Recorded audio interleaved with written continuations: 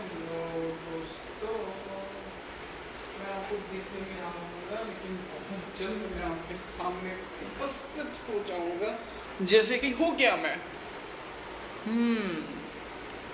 तो जैसा कि वादा किया गया था, आप लोगों ने नहीं किया था वैसे, बट कोई बात नहीं, मैंने किया था।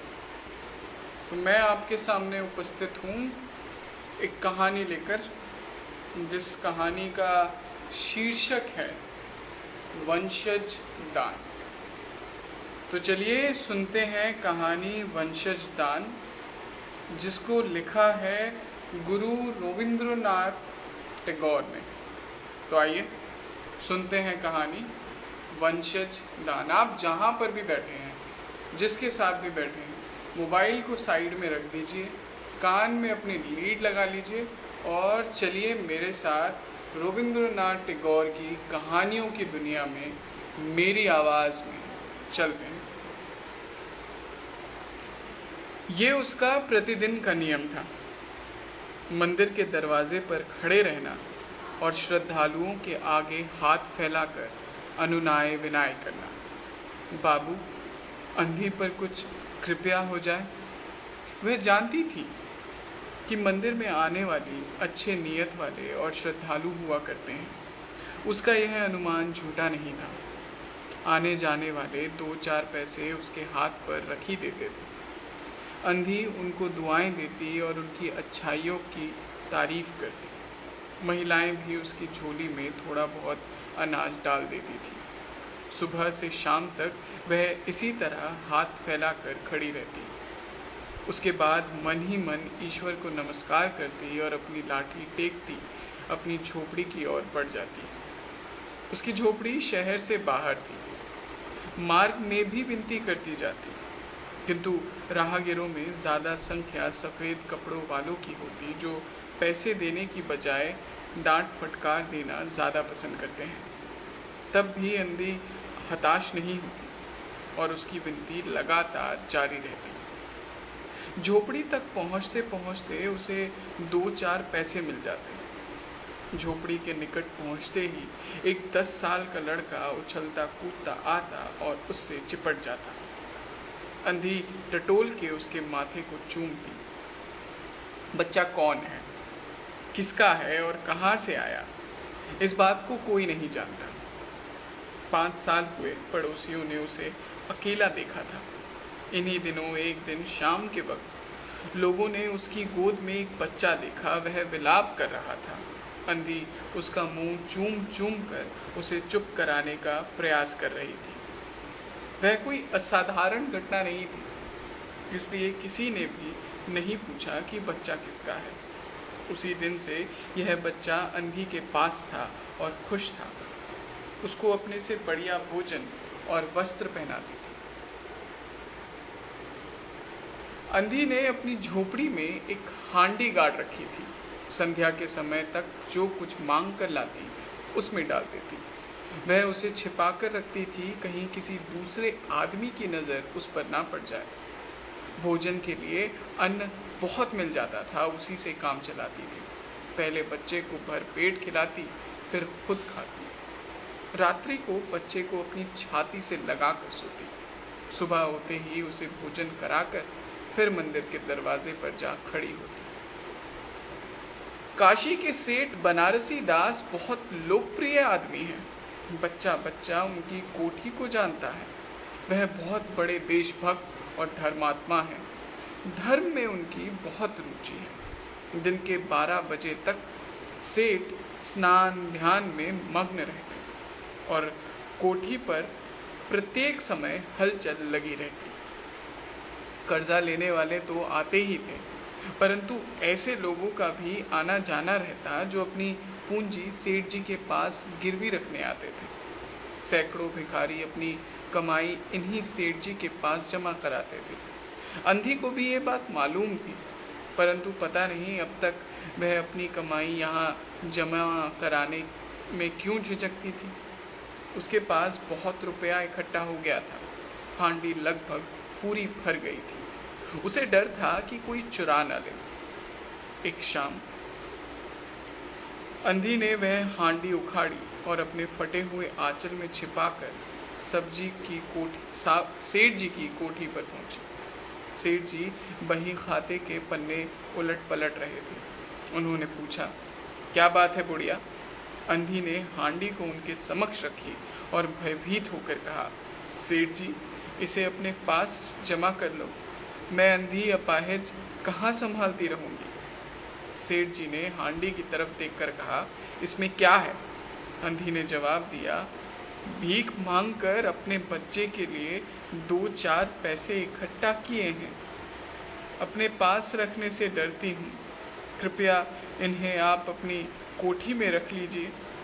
सेठ जी ने मुनीम की तरफ इशारा करते हुए कहा, बही खाते में जमा कर लो। फिर बुढ़िया से पूछा, तेरा नाम क्या है?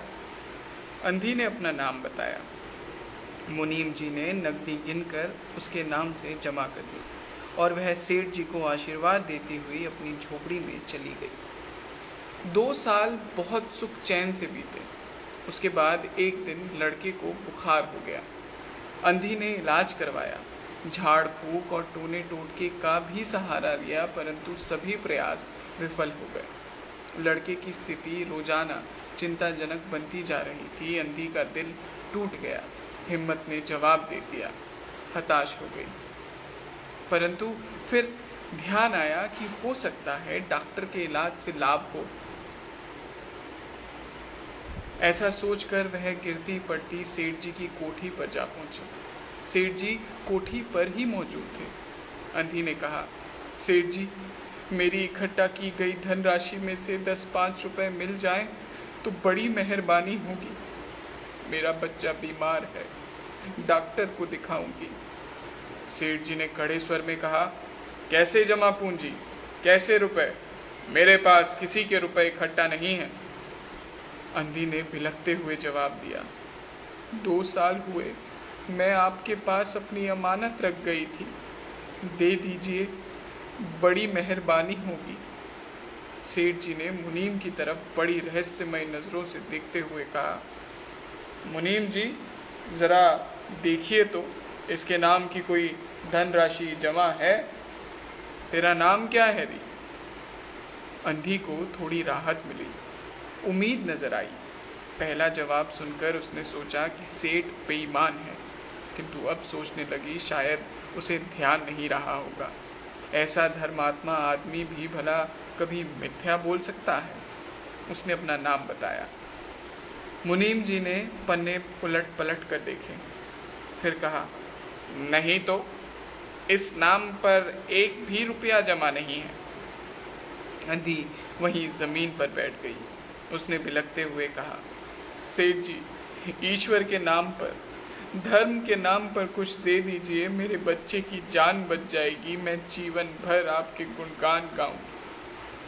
परंतु सेठ को दया नहीं आई, बल्कि क्रोधित होकर जवाब दिया, यहाँ से जाती है या नौकर को बुलाऊं?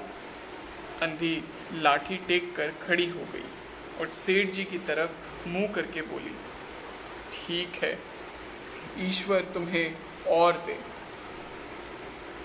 बच्चे की स्थिति बिगड़ती जा रही थी। इलाज हुआ ही नहीं था, आराम कैसे आता? एक दिन उसकी स्थिति चिंताजनक हो गई। प्राण संकट में पड़ गए। उसके जीवन से अंधी भी हताश हो गई। सेठ जी पर रह रहकर बहुत गुस्सा आता था।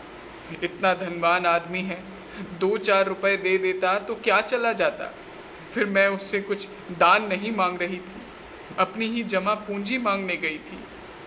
उसे सेठ जी से नफरत हो गई। बैठे बैठे उसे कुछ स्मरण आया। उसने बच्चे को अपनी गोद में उठाया और धक्के खाती, गिरती पड़ती सेठ जी के पास फिर पहुंच गई और उनके दरवाजे पर धरना देकर बैठ गई। इधर बच्चे का शरीर बुखार से तप रहा था, उधर अंधी का कलेजा। एक नौकर किसी काम से बाहर आया। अंधी को बैठा देखकर उसने सेठ जी को बताया। सेठ जी ने आदेश दिया कि उसे भगा दो। नौकर ने अंधी से चले जाने को कहा, किंतु वह उस जगह से नहीं हटा। मारने का डर दिखाया, परंतु वह जरा भी नहीं हटी। उसने फिर भीतर जाकर कहा कि वह नहीं हटती। सेठ जी खुद बाहर आए। देखते ही पहचान गए। बच्चे को देखकर उन्हें बहुत हैरानी हुई कि उसका चेहरा उनके मोहन से मिलता जुलता है। 7 साल हुए तब मोहन किसी मेले में गुम हो गया था। उसको बहुत ढूंढा परंतु उसका कहीं कोई पता नहीं मिला। उन्हें स्मरण आया कि मोहन की जांघ पर एक लाल रंग का निशान था। ऐसा सोचते ही उन्होंने अंधी की गोद से बच्चे की जांघ देखी। निशान जरूर था परंतु पहले से कुछ बड़ा।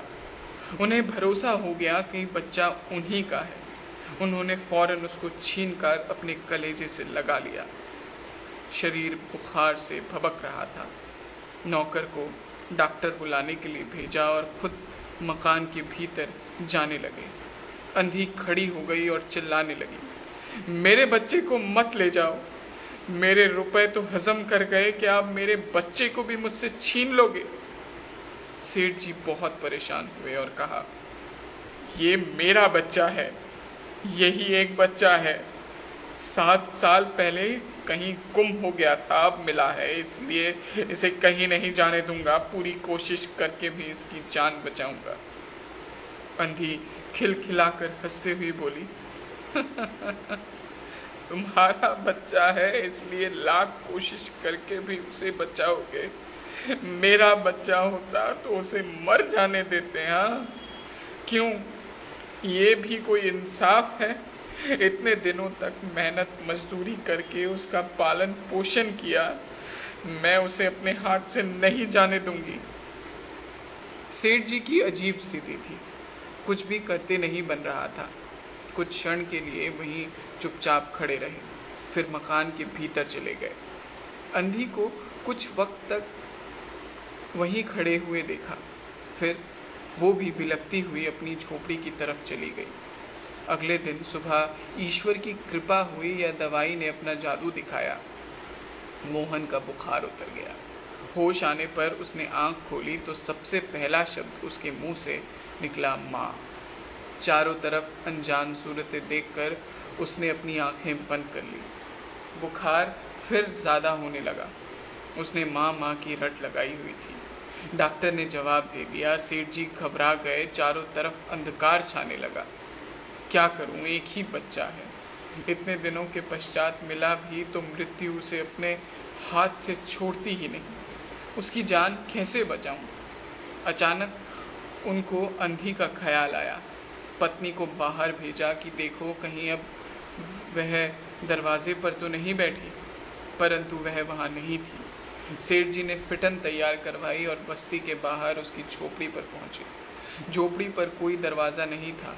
भीतर गए, देखा अंधी एक फटे पुराने टाट पर पड़ी है और उसकी आंखों से अश्रु की धारा बह रही है। सेठ जी ने धीरे से उसको हिलाया। उसका शरीर भी भबक रहा था। सेठ जी ने कहा, बुढ़िया, तेरा बच्चा मर रहा है। डॉक्टर ने जवाब दे दिया है, वह रह रह कर तुझे बुला रहा है। अब तू ही उसकी जान बचा सकती है। चल और मेरे नहीं अपने बच्चे के प्राण बचा ले। अंधी ने जवाब दिया, मरता है तो मर जाने दे, मैं भी मर रही हूँ। हम दोनों स्वर्ग लोक में फिर माँ बेटे की भांति मिल जाएंगे। इस लोक में सुख नहीं है, वहाँ मेरा बच्चा सुखी रहेगा। मैं वहाँ उसकी बहुत सेवा करूँगी। सेठ जी की आंखों से अश्रु बह निकले। आज तक उन्होंने किसी के समक्ष सर नहीं झुकाया था, किंतु इस वक्त अंधी के पैरों पर गिर पड़े और बिलखते हुए बोले, ममता की लाज रखो, आखिर तुम भी उसकी माँ हो। चलो, तुम्हारे जाने से वह बच जाएगा। ममता शब्द से अंधी बेचैन हो गई। उसने तुरंत कहा, चलो। सेठ जी सहारा देकर उसे बाहर लाए और फिटन पर बिठाया। फिटन घर की तरफ चल दी। उस वक्त सेठ जी और अंधी भिखारन दोनों की एक ही मनोस्थिति थी। दोनों की यही इच्छा थी कि जल्दी से जल्दी अपने बच्चे के पास पहुंच जाए। कोठी आ गई थी। सेठ जी ने सहारा देकर अंधी को उतारा और भीतर ले गए। अंदर जाकर अंधी ने मोहन के माथे पर हाथ फेरा। मोहन पहचान गया कि वह उसकी माँ का स्पर्श है। उसने फौरन आँख खोली। और उसे अपने निकट खड़े हुए देखकर कहा, माँ तुम आ गई। अंधी भिखारिन मोहन के सिरहाने बैठ गई और उसने मोहन का सिर अपनी गोद में रख लिया। उसे सुख की अनुभूति हुई और वह उसकी गोद में फौरन सो गया। अगले दिन मोहन की स्थिति में सुधार होने लगा। 10-15 दिन में वह बिल्कुल तंदुरुस्त हो गया। जो कार्य हकीमों के पुड़िया नहीं कर पाई, वैद्यों की जड़ी बूटी नहीं कर पाई, डॉक्टर की मेडिसिन नहीं कर पाई, वह अंधी की ममतामयी सेवा ने पूरा कर दिया। मोहन के पूरी तरह ठीक होने पर अंधी ने जाने की आज्ञा मांगी। सेठ जी ने बहुत कुछ बोला कि वह उन्हीं के पास रह जाए, परंतु वह नहीं मानी। मजबूर होकर उन्हें विदा करना पड़ा। जब वह वहाँ से जाने लगी तो सेठ जी ने रुपए की एक थाली उसके हाथ में थमा दी। अंधी ने पूछा, इसमें क्या है? सेठ जी ने कहा, इसमें तुम्हारी संपत्ति है, तुम्हारे रुपए हैं, मेरा वह अपराध। अंधी ने बात काटते हुए कहा, यह रुपए तो मैं तुम्हारे मोहन के लिए इकट्ठा किए थी, उसी को दे देना। अंधी ने थैली को वहीं छोड़ा और लाठी टेकते हुए चली गई। उसकी आंखों से आंसू बह रहे थे, परंतु वह एक भिखारिन होते हुए भी सेठ से महान थी। आज सेठ भिखारी था और वह दाता थी। आज उसने एक नगर के सेठ को उसका वंशज दान में दे दिया था।